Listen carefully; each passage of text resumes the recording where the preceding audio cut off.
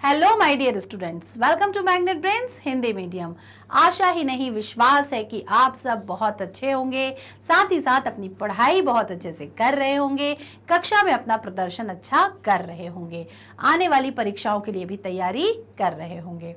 ठीक, तो इतनी सारी चीज़ों के बाद मुझे लगता है कि आप लोग हो गए हैं धीरे धीरे बहुत समझदार, और ऐसे कुछ पाठ जो हैं जो कि आत्मकथा के रूप में हमें प्रेरणा देते हैं, ये बना देंगे आपको और भी ज़्यादा समझदार। तो ऐसे पाठों का वाचन करते रहना चाहिए। ठीक, आज की कक्षा में हम जो करने वाले हैं वो है मैं कवि कैसे बना। गोपाल प्रसाद जी की ये आत्मकथा ने आपको बहुत कुछ सिखाया था।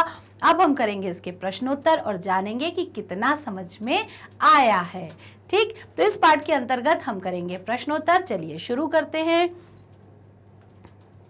कुछ करने को शीर्षक के अंतर्गत किसी समस्या के आधार पर भी कविता लिखी जा सकती है। यानी कोई समस्या, यानी आपको कुछ हिंट दे दिए जाए अगर, तो आप कविता बना सकते हैं। ये तो बहुत एक आम सी बात है, नेचुरल सी बात है।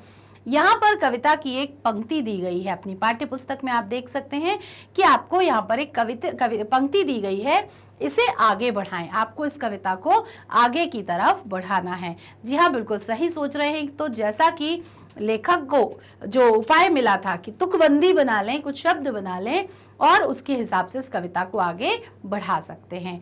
तो जो पहली पंक्ति दी है वो है प्लेटफॉर्म से गाड़ी छूटी। तो आप यहाँ पर गाड़ी छूटी से मिलते जुलते कुछ शब्द बना लीजिए, जिससे इस कविता की आगे की पंक्तियां आप लिख सकते हैं। आपकी सहायता के लिए हमने यहाँ पर कुछ पंक्तियां तैयार की हैं। प्लेटफॉर्म से गाड़ी छूटी, किस्मत हमसे क्यों है रूठी, चलने को थे हम बेकरार, पर करना पड़ेगा अब इंतजार। तो आप सोचेंगे यहाँ पर तुकबंदी किस प्रकार से दी गई है। तो देखिए, गाड़ी छूटी क्यों है रूठी, यहाँ तुकबंदी हो गई। बेकरार इंतजार, यहाँ तुकबंदी हो गई। तो इस प्रकार आप अपनी कविता का निर्माण कर सकते हैं। इसकी कुछ और भी शब्द लिखकर आप इसकी तुकबंदी बना सकते हैं, कविता बना सकते हैं। तो please please please comment box में मुझसे जरूर शेयर करिएगा कि आपने स्वरचित जब आपने कविता लिखी तो आप कैसे कवि हैं, वो मुझे बताइएगा कि आपने यहाँ पर पंक्तियां आगे क्या बढ़ाई। तो अपनी पंक्तियों को जरूर यहाँ पर भेजिएगा। ठीक है, आगे बढ़ते हैं। हम सब राही एक डगर के। जी हाँ, दूसरी कविता की पंक्ति है। इसको आप अपनी पाठ्य पुस्तक में लिख भी सकते हैं और स्वरचित बना भी सकते हैं। ठीक है, तो यहाँ पर हम सब राही एक डगर के, क्यों ना हम ये आखिरी का डगर के से कुछ शब्द बना लें, जैसे मिलकर के, है ना। फिर हम इसको आगे बढ़ाते जाएंगे। तो यहाँ पर जो आपकी सहायता के लिए बनाई गई है उसको एक बार पढ़ते हैं। हम सब राही एक डगर के, आगे बढ़ते जाएं मिलकर, एक हमारी मंजिल प्यारे, चलो साथ साथ पहुंचे मंजिल पर। ठीक है, कितनी सुंदर कविता भी बन गई है। तो यहाँ पर इस प्रकार से आप तुकबंदी वाले शब्द, तुकांत शब्द जिन्हें कहते हैं, इंग्लिश में आप कहते हो जिन्हें राइमिंग वर्ड्स, उनके अनुसार कविता बना सकते हो। प्रश्न 2 की तरफ आते हैं। अपने हिंदी के अध्यापक की सहायता से, क्योंकि काम हिंदी का चल रहा है तो हिंदी के अध्यापक की सहायता लेनी है। अब आप सोचेंगे कि क्या अध्यापक की? जी हाँ, बिल्कुल, आप अध्यापिका जी की भी सहायता ले सकते हैं। अपने हिंदी के अध्यापक या अध्यापिका की सहायता से कक्षा में कवि दरबार का आयोजन कीजिए। अरे वाह, जिसमें प्राचीन कवियों की वेशभूषा में आप उनकी कवियों की कुछ कविताओं को उचित हाव भाव के साथ प्रस्तुत करें। कुछ छात्र अपनी लिखी हुई कविता को भी यहाँ प्रस्तुत कर सकते हैं। लाजवाब कार्यक्रम हो जाएगा अगर आप सेम ऐसा ही अपने प्रस्तुतिकरण अपने विद्यालय में करेंगे। निश्चित रूप से ये आपका बहुत सफलतम कार्यक्रम होगा, जो हर उम्र के बच्चे को, हर क्लास के बच्चे को, साथ ही साथ आपके शिक्षक को, प्रिंसिपल को जरूर पसंद आएगा। अपने माता पिता को भी आप इसमें आमंत्रित कर सकते हैं। आपको दिखाती हूँ कुछ झलकियाँ। क्या कर सकते हैं आप यहाँ पर? यहाँ कवि दरबार तो नाम हो गया, यहाँ पर लिखा है प्राचीन कवियों की वेशभूषा, तो आप में से कोई कबीर दास बन सकता है, कोई तुलसीदास बन सकता है, मीराबाई आप बन सकते हैं। तो इस प्रकार अलग अलग वेशभूषाएं धारण करके, उनके जैसे अटायर कपड़े पहनकर, मीराबाई की तरह साड़ी पहनकर, सफ़ेद या पीली हल्की साड़ी, रुद्राक्ष की माला डालकर, कबीरदास जी जैसे सफ़ेद बाल को टोपी लगाते थे जैसी वो बनाकर, तुलसीदास जी के हिसाब से आप अपना जो मेकअप है उससे थोड़ा सा आप एज्यूम करा सकते हैं कि आपने वैसा कुछ वेशभूषा धारण की है। तो वेशभूषा का बच्चों ना बहुत फर्क पड़ता है। जैसे आप वो लोग कपड़े पहनते थे, कुछ वैसी पोशाक जब आप पहनेंगे ना तो आप लगभग वैसे लगेंगे। अपना बैठने का अंदाज आप वैसा रख सकते हैं, जैसे मीराबाई जब वो वीणा सितार लेके बैठती थी तो वो किस तरीके से बैठती थी। तो ये चीज़ आपको बहुत मदद करने वाली है और यकीनन ये प्रोग्राम बहुत अच्छा होने वाला है। ठीक है, तो आप ये चीज करें। और साथ ही साथ हाव भाव के साथ, यानी कि किस एक्सप्रेशन के साथ, कैसे हाथों को उठाकर ये सब अपनी कविताएं प्रस्तुत किया करते थे, उस तरीके से आप यहाँ पर प्रस्तुतिकरण दे सकते हैं। तो ये जो आपका कार्यक्रम है ये प्लीज़ प्लीज़ प्लीज़ ज़रूर आप अपने स्कूल में कीजिए और कमेंट बॉक्स से मुझे ज़रूर बताइए कि एक प्रोग्राम कैसा रहा, कौन कौन से कवि बने थे, कौन सी कविताएं प्रस्तुत की। तो मुझसे प्लीज़ ज़रूर शेयर कीजिएगा। अपनी लिखी कविता भी प्रस्तुत कर सकते हैं। जी हाँ, ये तो और मज़ेदार है कि अगर इस पाठ को पढ़ने के बाद आपके अंदर का कवि या कवित्री भी जाग जाए तो आप प्लीज खुद से कुछ कविताएं लिखिए और इस दिन उसको जरूर प्रस्तुत करिए। क्योंकि देखिए, कॉपी होती है और ओरिजिनल होता है। तो आप जब अपनी स्वयं की स्वरचित कविता प्रस्तुत करेंगे तो निश्चित रूप से बहुत अच्छी होने वाली है। ठीक है, बढ़ते हैं अगले प्रश्न की ओर। पाठ में लेखक ने अपने बचपन की घटनाओं को प्रस्तुत किया है। यहाँ पर उन्होंने अपनी बचपन के संस्मरण के रूप में अपने बचपन की घटनाओं को प्रस्तुत किया है। आप भी अपने बचपन की कोई रोचक घटना लिखिए, कोई इंटरेस्टिंग हादसा, कोई वाकया आपके साथ हुआ है तो उसको आपको यहाँ पर प्रस्तुत करना है। तो जो स्पेस दिया हुआ है ये करेंगे आप स्वयं ये कार्य, और अपनी घटना मुझसे भी ज़रूर शेयर करें, मुझे भी ज़रूर बताएं। कोई ऐसी हास्य घटना हुई हो आपके साथ या कोई प्रेरणादायी घटना हुई हो, आप कभी कोई काम करने में असमंजस में रहते हो, आपसे वो काम नहीं होता हो, लेकिन किसी मित्र की प्रेरणा से, किसी शिक्षक की प्रेरणा से वो काम आसान हो गया हो, तो उस घटना का वर्णन आप यहाँ पर कर सकते हैं। साथ ही साथ आप कोई हास्य घटनाएं भी ले सकते हैं कि मैं बचपन में ऐसा करता था, फिर मुझे बताया गया तो मैं ऐसा करने लगा। तो आप अपने हिसाब से कुछ मनोरंजक सा भी यहाँ पर लिख सकते हैं। ठीक है, तो ये प्रश्न भी आपके लिए है। आ गए हैं हम विचार और कल्पना पर। विचार और कल्पना मिलकर बहुत सुंदर अभिव्यक्ति बनाते हैं। लेखक को अवसर मिला, प्रश्न 1, तो वे कवि बन गए। यदि आपको अवसर मिले तो आप क्या बनना चाहेंगे और क्यों बनना चाहेंगे? 2 प्रश्न हैं, क्या बनना चाहेंगे, क्यों बनना चाहेंगे। तो हर एक बच्चा कुछ ना कुछ तो बनना चाहता है।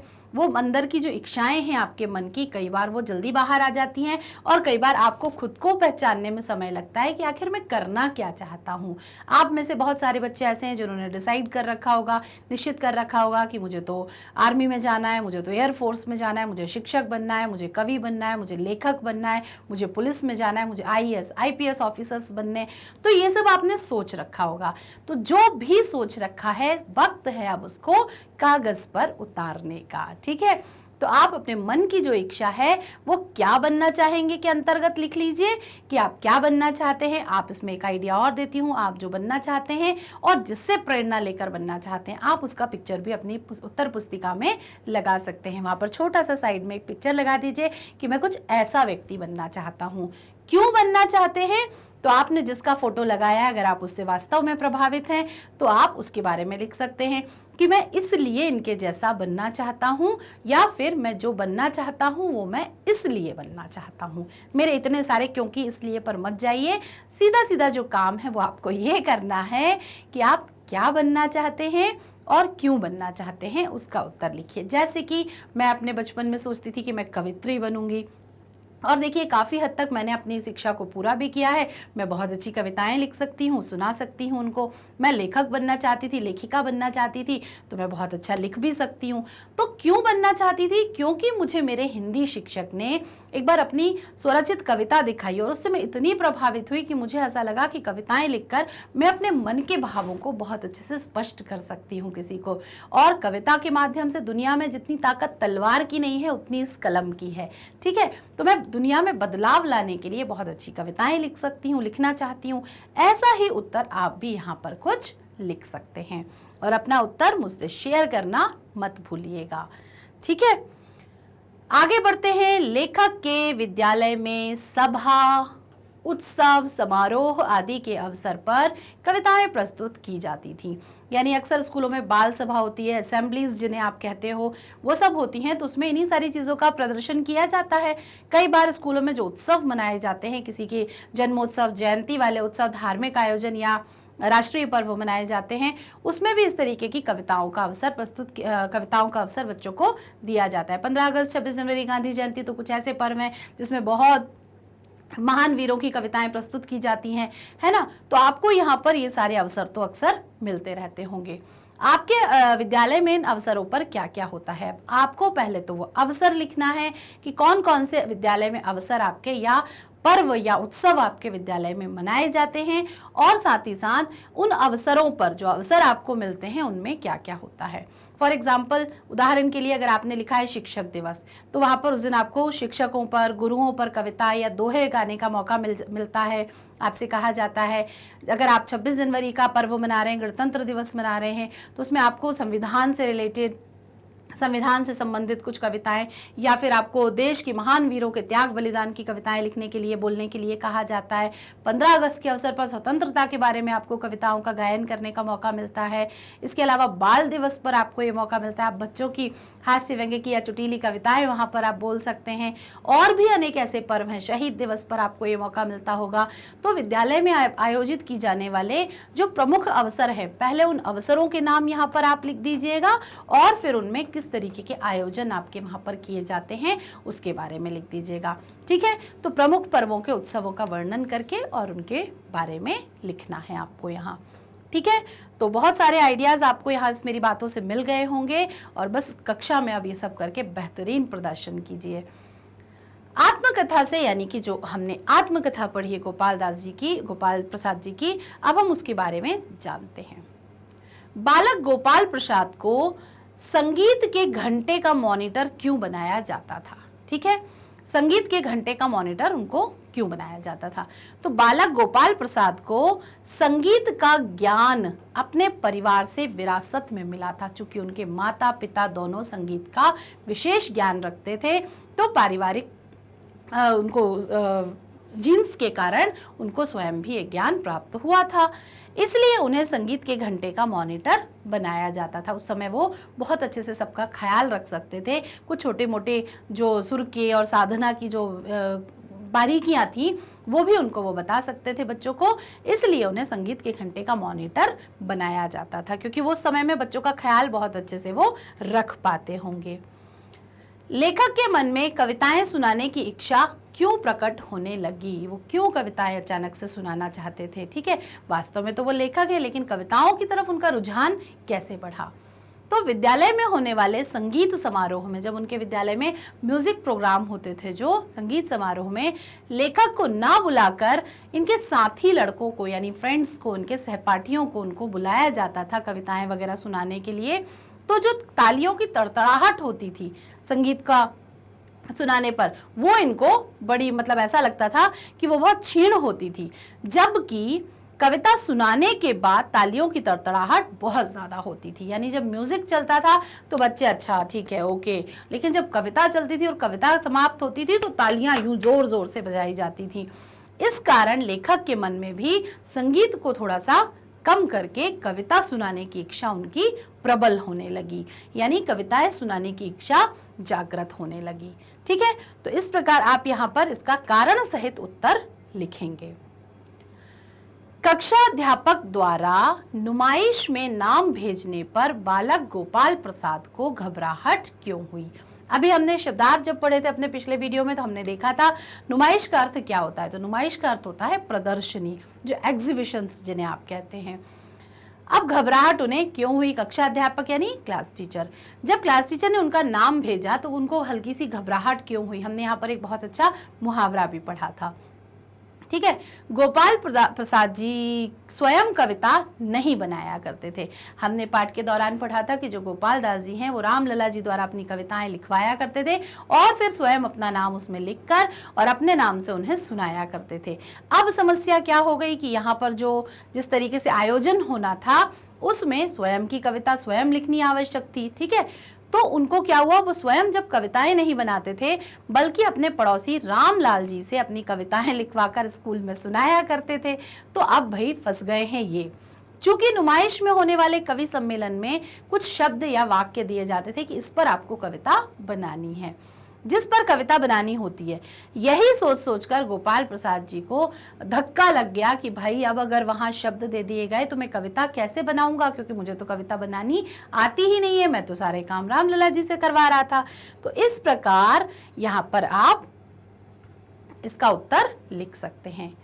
बालक गोपाल प्रसाद द्वारा दूसरों की लिखी गई कविताओं को अपना बनाकर, अपना बताकर सुनाने की चोरी स्वीकार करने से क्या लाभ हुआ। उसने अपने क्लास टीचर के सामने ये बात एक्सेप्ट की थी, मान ली थी कि हाँ मैं उनकी कविताएं चुरा कर उसमें अपने आप का प्रदर्शन किया करता था। इस बात को उन्होंने स्वीकार किया तो उनको क्या फ़ायदा हुआ। यानी यहाँ पर आप एक चीज़ और भी सीख सकते हैं कि अगर हम अपनी गलती मान लेते हैं, है ना, तो उसका हमें फ़ायदा ही होता है। हम अपनी गलती छुपाएंगे, उससे ढेर सारे नुकसान होते हैं। लेकिन जब हम अपनी गलती को मान लेते हैं तो उसको सुधारने का अवसर तो मिलता ही है, साथ में हमें सामने वाले का स्नेह और सम्मान भी मिल जाता है। ठीक है, तो हम यहाँ उत्तर पढ़ते हैं। बालक गोपाल प्रसाद अपने अध्यापक की मदद से कविता की रचना करना सीख गए। जब उन्होंने उनके सामने ये समस्या रखी कि भाई मैं तो उनकी कविता को अपना बनाकर सुनाया करता था, मुझे तो आता नहीं है, तो गुरुजी ने क्या किया, जो उनके जो शिक्षक थे उन्होंने क्या किया, उन्होंने उनको एक तरीका बता दिया, गुर सिखा दिया कि आप इस तरीके से कविताएं लिख सकते हो। तुकबंदी वाला जो आइडिया दिया था ना, उसके अनुसार लिख सकते हो, जिससे वे कवि सम्मेलन में पहली बार अपनी लिखी कविता को सुना सके और अपनी पहली ही कविता से वे महान कवि बन गए, जो पूरे स्कूल में छा गए थे। तालियों की गड़गड़ाहट से जो पंडाल भर गया था। तो इस तरीके से जब अपनी गलती हम मान लेते हैं तो कई बार उससे बहुत फायदे में भी हम रहते हैं, और अक्सर ही फायदे में रहते हैं। तो चोरी स्वीकार करने का लाभ ये हुआ कि वे एक महान कवि बन गए। कक्षा अगला प्रश्न है प्रश्न 5। कक्षा अध्यापक ने अपने छात्र को कविता बनाने के क्या गुण सिखाए। यहाँ पर आपको आपकी पुस्तक में गुर शब्द का प्रयोग भी यहाँ पर किया गया है, तो गुर और गुण लगभग एक जैसे शब्द हैं। कक्षा अध्यापक ने छात्र को बताया कि कविता में 4 पंक्तियां होती हैं, है ना, कवित्व में है ये वर्ड, और प्रत्येक जो पंक्ति होती है उसमें 31 अक्षर होते हैं। जो कवित्व होता है जैसे दोहा 2 लाइन का होता है, वैसे ये जो कवित्व है ये 4 लाइन का होता है, और प्रत्येक लाइन में यहाँ पर 31 शब्द होते हैं। कविता के लिए जो भी समस्या दी जाए उस वाक्य समस्या के अंतिम अक्षर के 4 तुकें, जैसे आई है तो भाई है, छाई है, खाई है, इस प्रकार के तुकबंदी बना लेना और उसे प्रत्येक वाक्य के अंत में लगा देना, कविता तैयार हो जाएगी। तो इस प्रकार यहाँ पर जो अध्यापक जी हैं उन्होंने उनको कविता बनाने के गुर सिखा के देखे। चलो हम भी एक बार करके देखते हैं। कुछ ऐसा शब्द आप अपनी पाठ्य पुस्तक में से ले लीजिए और फिर उसको बनाना शुरू करिए, तुकबंदी मिलाइए और बनाना शुरू करिए, और देखिए जरा सा मूल्यांकन करिए कि आपको कवि बनने में अभी कितना समय है या आप भी कवि बन चुके हैं। ठीक है, तो इसका उत्तर बताइएगा मुझे। तो इस प्रकार हमने इसका भी उत्तर जान लिया। प्रश्न 6 की तरफ आ गए हैं हम। बालक गोपाल दास की समस्या पूर्ति को सुनकर लोगों के, श्रोताओं में क्या प्रतिक्रिया हुई। समस्या पूर्ति यानी जो एक शब्द दिया जाता था, जो कुछ कीवर्ड्स दिए जाते थे। समस्या मतलब कि शब्द दिया जाना कविता को बनाने के लिए, तो समस्या पूर्ति मतलब उस कविता से जब वो उन शब्दों से जब वो कविता बना ली गई, उस सभी श्रोता प्रशंसा और आश्चर्य से उस गोपाल प्रसाद को देखने लगे, बालक को देखने लगे। उत्तर लिखते समय आप इसकी प्रश्न की कुछ पंक्तियां भी इसमें जरूर लगा लें कि बालक गोपाल दास की समस्या पूर्ति को सुनकर सभी श्रोता प्रशंसा और आश्चर्य से बालक गोपाल प्रसाद को देखने लगे। हेडमास्टर मुकुल बिहारी लाल जी ने बालक को दौड़कर मंच पर आकर गोदी में उठा लिया, गले से लगा लिया और जनता ने उनके कवि होने की घोषणा कर दी। कैसे कर दी, इस पाठ में बताया गया है कि तालियां जो होती हैं वो एक आदर सम्मान की और प्रसिद्धि की घोषणा करती हैं। तो इस तरह आपने जाना कि किस प्रकार समस्या पूर्ति को सुनने के बाद जो उनकी प्रतिक्रिया हुई। बढ़ते हैं आगे भाषा की बात, भाषा अध्ययन की ओर, जिसमें आप करेंगे व्याकरण से संबंधित कुछ अभ्यास। चलिए शुरू करते हैं। प्रश्न 1, समाज सुधार शब्द समाज और सुधार दो शब्दों से मिलकर बना है। समाज सुधार शब्द में सामसिक चिन्ह, चिन्ह मतलब विराम चिन्ह, तो यहाँ पर जो लगा हुआ है ये आप जो देख रहे हैं ये है योजक चिन्ह, जो दो शब्दों के बीच में लगाया जाता है, के स्थान पर कारक चिन्ह का छुपा हुआ है। अगर हम समाज सुधारक शब्द को योजक चिन्ह हटा दें तो आप उसको क्या समझेंगे? समाज का सुधारक, यही कहेंगे ना आप उसे। तो ऐसे कुछ तत्पुरुष समाज के, ये तत्पुरुष समाज कहलाते हैं। तत्पुरुष समाज के ऐसे 5 उदाहरण आपको छांट कर लिखना है। ठीक, तो पाठ में ऐसे कई उदाहरण हैं जिन्हें हम छांट सकते हैं। कुछ चुनिंदा अभ्यास को हम यहाँ पर करते हैं। जैसे पहला शब्द है तत्पुरुष समास का रास लीला, तो जो लीला है वो किसकी हो रही है? रास की हो रही है, तो रास की लीला, यहाँ पर आप इसका विग्रह कर सकते हैं। क्लास टीचर, क्लास का टीचर, जिसे आप कहते हैं ना कक्षा अध्यापक, तो हिंदी इंग्लिश में हम उसे क्या कहते हैं? क्लास का टीचर, क्लास टीचर। वसंतोत्सव, वसंत का उत्सव, एक बार आपको दिखाती हूं, ये देखिए वसंत का उत्सव। ठीक, वसंतोत्सव यहाँ पर कहेंगे, तो अगर आप इसको ये हटा देंगे तो यहाँ पर ये डैश लग जाएगा, इस तरीके से योजक चिन्ह लग जाएगा। लेकिन अगर हम इस योजक चिन्ह को नहीं लगाते हैं तो ये यहाँ पर का उच्चारण दे रहा है, सामसिक शब्द का उच्चारण दे रहा है। वसंत का उत्सव वसंतोत्सव कहलाएगा। प्रधान अध्यापक, अध्यापकों का प्रधान, जो अध्यापक हैं उनमें प्रधान क्या कहलाएगा? प्रधान अध्यापक, तो अध्यापकों का प्रधान। शिष्य मंडली, जो मंडली शिष्यों की है, ठीक है, तो शिष्य मंडली यानी शिष्यों की मंडली या शिष्यों का मंडल क्या कहलाएगा? शिष्य मंडली या शिष्य मंडल। शिक्षण संस्थाएं, तो जो संस्थाएं हैं जो शिक्षण के लिए बनी है वो क्या कहलाती हैं? शिक्षण संस्थाएं या शिक्षण संस्थान। शिक्षण का संस्थान, ठीक, या शिक्षण की संस्थाएं, शिक्षण संस्थाएं। तो इस प्रकार का और की शब्द का प्रयोग करके हमने यहाँ पर तत्पुरुष समास यानी कि जो कि कारक विभक्तियों पर डिपेंड होते हैं, कारक विभक्तियों के अनुसार होते हैं, वो कहलाते हैं तत्पुरुष समास। तत्पुरुष समास में जो कारक की 8 विभक्तियां हैं उनका प्रयोग किया जाता है। कारक सुनते ही मन में तुरंत वो गीत याद आ जाता है, कर्ता ने, कर्म को, करण से। बिल्कुल हम अपने अगले वीडियो में या व्याकरण से संबंधित वीडियो में इसको जरूर समझेंगे। तो यहाँ पर कारक से संबंधित चिन्हों से जो प्रयोग किए जाते हैं वे सभी तत्पुरुष समास के अंतर्गत आते हैं। समास धीरे धीरे हम हर पाठ के दौरान कुछ ना कुछ पढ़ रहे हैं और निश्चित रूप से हम व्याकरण में समास का पूरा एक वीडियो देखकर इनको और अच्छे से स्पष्ट जल्दी ही करेंगे। ठीक है, तो आगे की तरफ चलते हैं। क्या कहता है हमारा अगला अभ्यास? नीचे दिए गए मुहावरों के अर्थ लिखिए। सबसे पहले मुहावरों के लिखना है अर्थ और इनका प्रयोग वाक्यों में कीजिए। यानी मुहावरे के पहले लिखेंगे आप अर्थ और उनसे संबंधित बनाएंगे वाक्य। आपके लिए यहाँ पर अर्थ तो फिक्स है, निश्चित है अर्थ तो, लेकिन वाक्य यहाँ पर आपकी सहायता के लिए बनाए गए हैं। वाक्यों के लिए आप पूर्णतः स्वतंत्र होते हैं। आप चाहें तो वाक्यों का निर्माण अपने हिसाब से भी कर सकते हैं और कुछ नए वाक्य भी आप बना सकते हैं। सिर मुंडाते ही ओले पड़ना, काठ मार जाना, चोर से साहूकार होना, तीनों ही मुहावरे इसी पाठ से लिए गए हैं। पहला देखते हैं, सिर मुंडाते ही ओले पड़ना यानी प्रारंभ में ही बाधा आ जाना, कोई काम शुरू किया नहीं कि बस उस काम में कोई रुकावट आ गई। किस प्रकार से आप इस उदाहरण को पाठ से जोड़ सकते हैं कि लेखक ने जैसे ही कविताएं लिखना शुरू किया और उनको क्या मुसीबत आ गई, उन्हें एक अचानक से एक नुमाइश में जाना पड़ा जिसकी वजह से ये एक समस्या आ गई कि अब मैं वहां प्रस्तुतिकरण क्या दूंगा, है ना। तो एक यहाँ पर आ गया, तो राम का मकान अभी बना ही नहीं था कि भूकंप आ गया, सिर मुंडाते ही ओले पड़ गए। यानी राम ने जैसे तैसे करके तो मकान बनाना शुरू किया कि चलो ठीक है, टालता रहा और जैसे उसने मकान बनाना शुरू किया तभी क्या आ गया, भूकंप आ गया और सर मुंडाते ही ओले पड़ गए। यानी किसी काम की शुरुआत ही की और उसमें समस्याएं आ गईं। काठ मार जाना, हतप्रभ हो जाना। अब यहाँ पर हम पाठ से इसको संबंधित करते हैं। तो पाठ में काठ मारने का प्रयोग किस प्रकार हुआ है?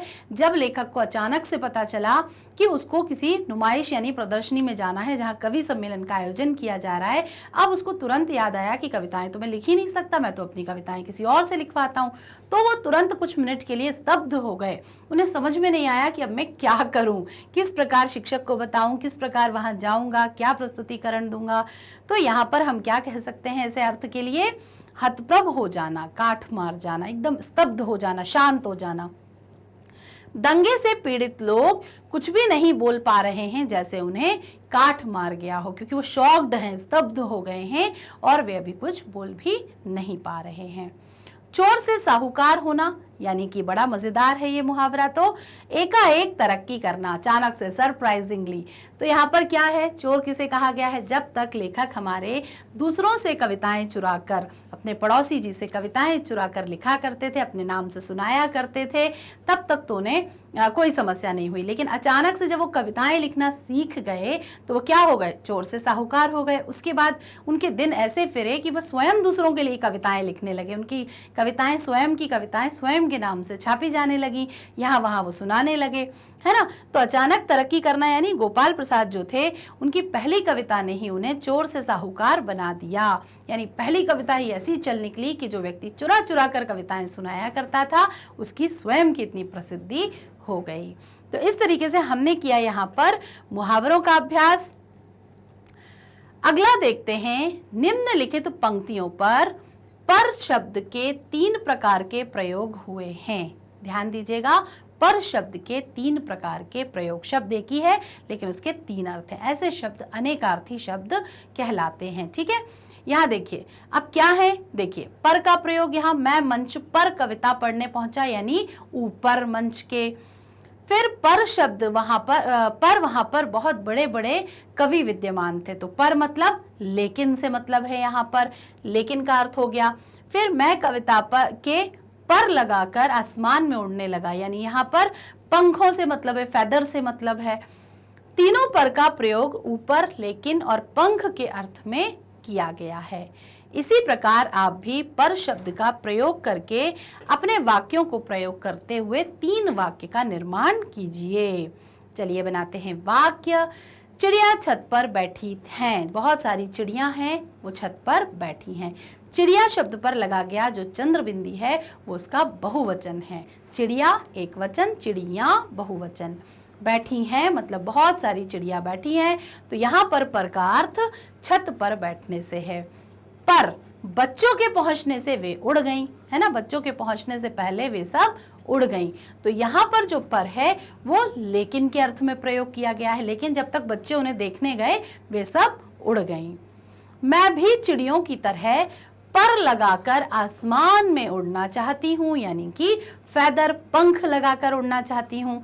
तो शब्द एक है पर, लेकिन हमने यहाँ पर उसका अलग अलग अर्थों में उसका प्रयोग किया है। पहला ऊपर, दूसरा लेकिन और तीसरा पंख के रूप में।